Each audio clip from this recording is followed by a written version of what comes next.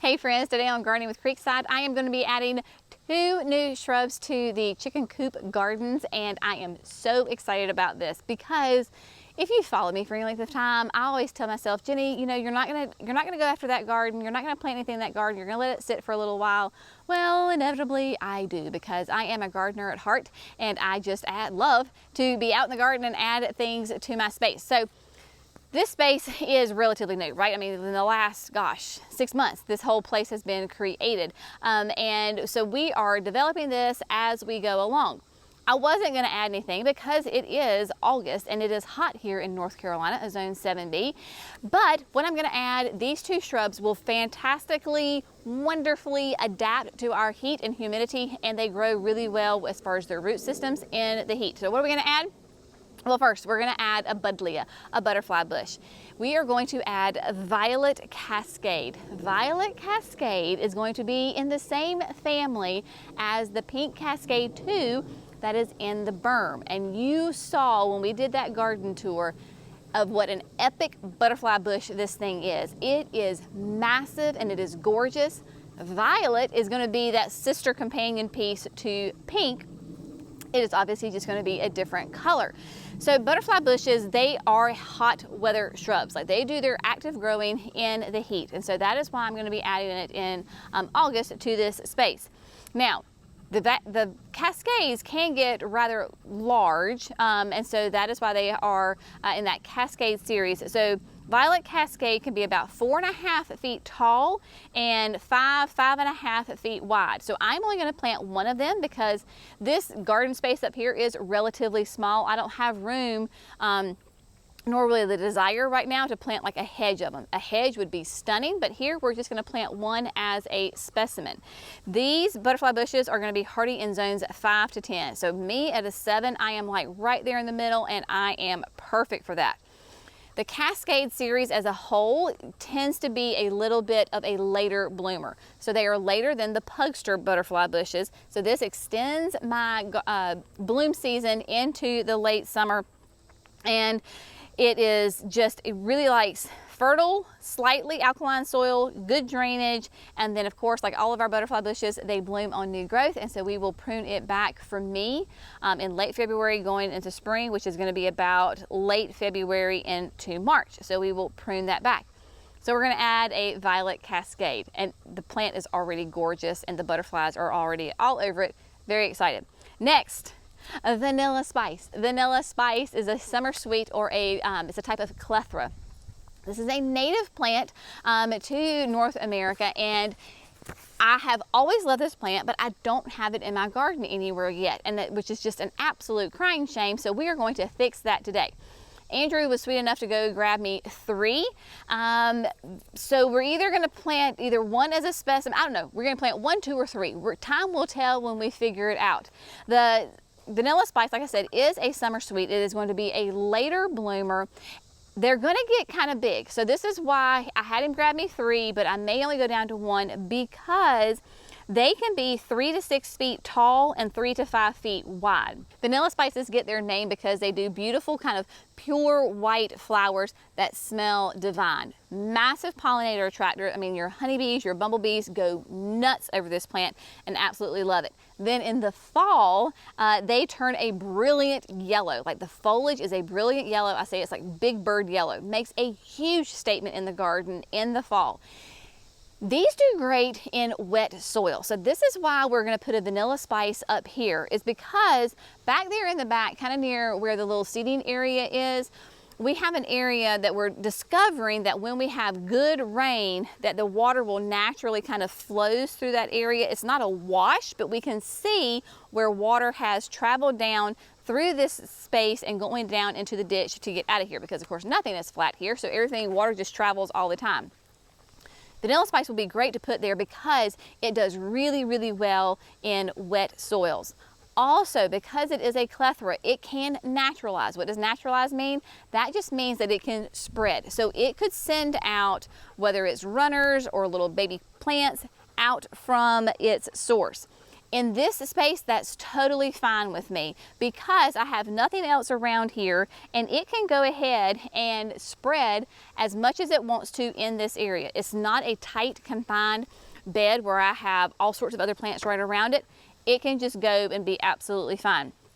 They are going to be, let's say native, fragrant, large flowers, highly adaptable, great for rain gardens. It can be a specimen plant, borders. It does have medium deer resistance on it, and yeah, it does like the moist soil. The more I'm sitting here talking to you about this, I think we're only going to plant one. I think I just want to plant one.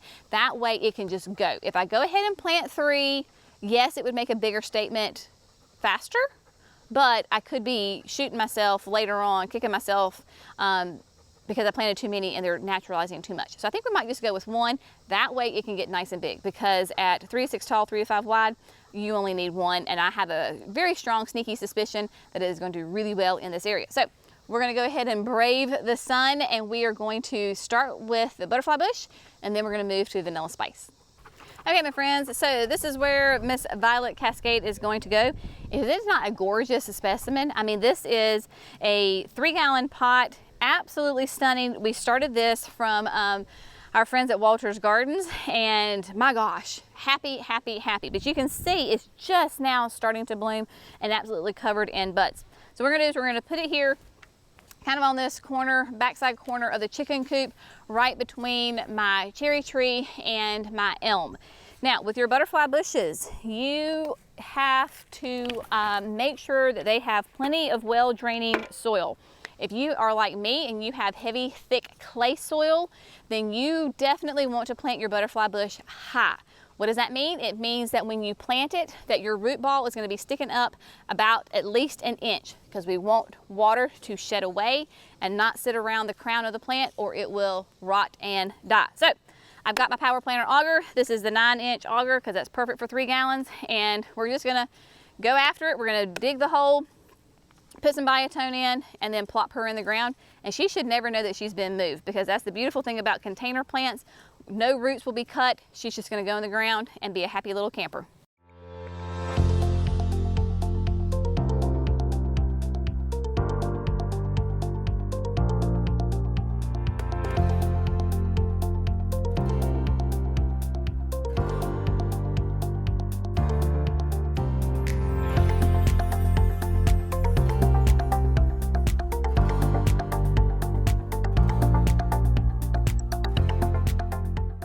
All right, so as easy as that, Violet Cascade is in the ground.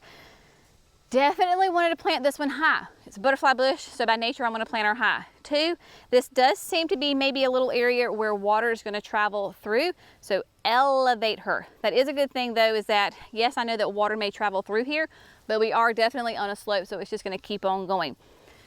Root ball is nice and up above the ground. Now I do have exposed clay soil right here because I couldn't fill in my hole because the plant's in there. So what I'll do is grab some mulch and just kind of disguise my red clay a little bit, and boom, there she goes. Now you will notice I am not going to water her in, right? She was well watered when she was in her pot. The ground is very wet. We seem to be in a pattern where we're getting those late summer thunderstorms, so we could easily get rain again.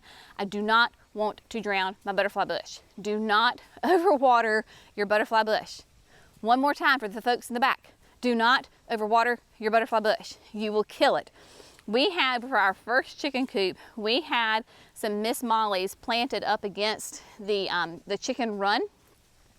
At that time, we let our chickens free range, and if you have chickens in a garden, you know they can destroy a garden lickety-split. So they came in, and over time, they were digging around those butterfly bushes to get to the worms and the bugs.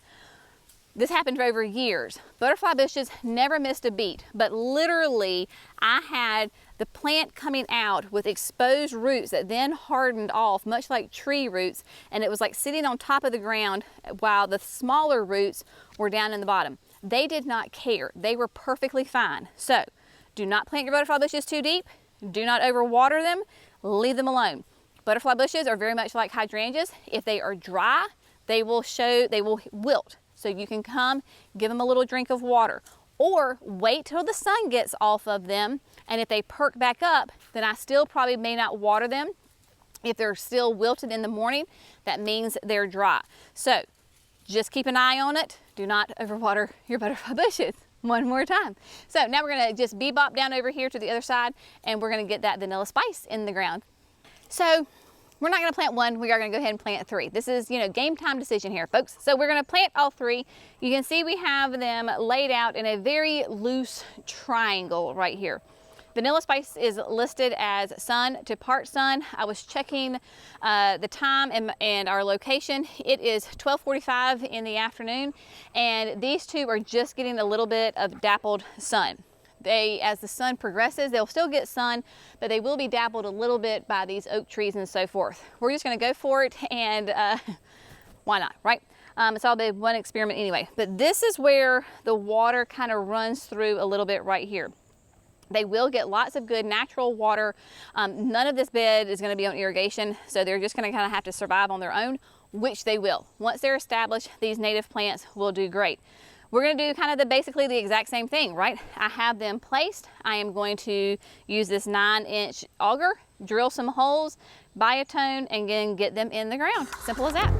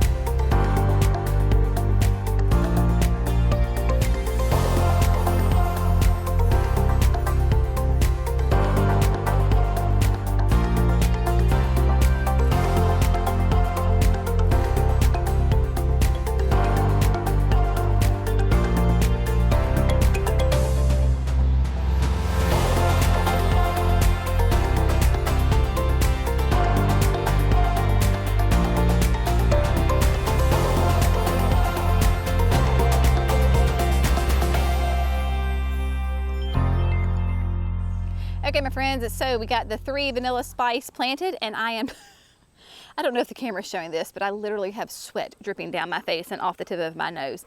It is, whew, it's a humdinger of a day today out here, but short project. We got some plants in the ground. These are plants that love the heat, will naturalize, just get nice and adapted. These will naturalize, butterfly bush will not. Great, another thing about the butterfly bush while I'm thinking about it, we're talking about naturalizing. The Cascade is a sterile variety. So those of you maybe that butterfly bushes can be pesky in your area, that is a sterile variety. So proceed as you would like on that. Jerry and Andrew were all kind of working here trying to get all the mulch spread out so we can get out of this red clay, because oh my gosh, we have got some red clay. Now let's talk about why I changed my mind on these vanilla spices, and why did I decide to go ahead and plant 3 and not just the 1 specimen. I planted 3 because this one is going to be gorgeous, and I just can't help myself. This is where I don't have self-control, but I'm backing up so that you can see, hopefully, right? So they're right there at that tree. I will not plant any other plant anywhere near that. So this will be, I kind of like it. Imagine that the chairs are not there. I'm sure they will get moved. But just imagine, right? So here we have the edge of the chicken coop. You've got this oak tree. And then you've got those 3 vanilla spices back there. And especially in the fall, when they're bright yellow, it is going to bring your eye to that area big time, because right, they can get so big. So because we are North Carolina, it is red clay, it is wet right there, and they like to be wet, and it's a native plant. I fully suspect that they will grow to their full mature size here relatively pretty quickly. So I would say this time next year, they're going to be doubled or tripled in size, and then you go to year 3, year 4, and they're going to be pretty much full grown. That'll give me a nice little border right there. I imagine that they will grow all together and be right there. Bright yellow in the fall, gorgeous white flowers mid to late summer, and it will be stunning. You can see Brenna is finding the shade, of course. She's good at that in August. That sweet little German Shepherd just has a hard time with her dark fur. Side note, yes, because I know y'all are all like just on pins and needles about this. we got our first egg today. Yes, so the girls, we know that it was a green queen. We had 3 green queens because it was a bluish green egg, and they're the only ones that will lay that color egg. So it was small, but it was our first egg, and so we are very happy about that. Jackson found it when he came to come feed them this morning. It was actually underneath the feeder, so we need to work a little bit on placement of egg laying, but over and all it did. We are super excited to have that, and we should then continue to go forth with having some eggs. Okay, back to the plants.